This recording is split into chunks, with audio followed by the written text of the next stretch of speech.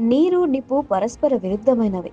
అలాంటిది మంచు, నిప్పు అయితే మరింత విభిన్నం కదా! సాధారణంగా ఈ 2 ఒకే చోట ఉండడం చాలా అరుదే. కానీ తాజాగా ఐస్‌లాండ్‌లో ఇలాంటి చిత్రం కనిపించింది.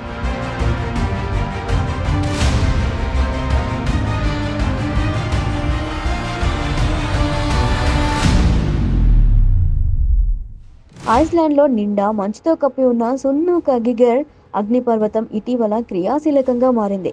నిప్పులను మరిపించేలా ఎర్రటి లావాను వెదజల్లడం మొదలుపెట్టింది.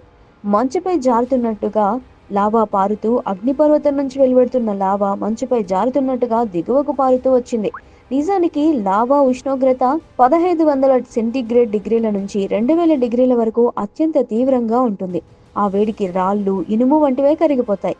అలాంటిది ఈ ప్రాంతంలో వాతావరణం శీతలంగా ఉండడంతో అగ్నిపర్వతం చుట్టుపక్కల అంతా మంచుతో అలాగే నిండిపోయి ఉంది.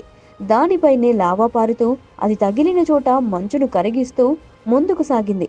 ఓ వీడియో విడుదలతో ఫిబ్రవరిలో అగ్నిపర్వతం వద్ద మంచుపై లావా ప్రవాహాన్ని ఓ వ్యక్తి వీడియో తీశారు. దానిని తాజాగా సోషల్ మీడియాలో పోస్ట్ చేయడంతో వైరల్గా మారింది.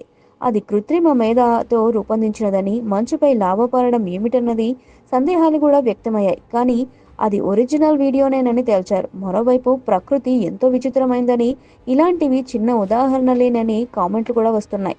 ఇన్‌స్టాగ్రామ్‌లో ఈ వీడియోకు 4.5 లక్షలకు పైగా లైకులు వచ్చాయి కూడా.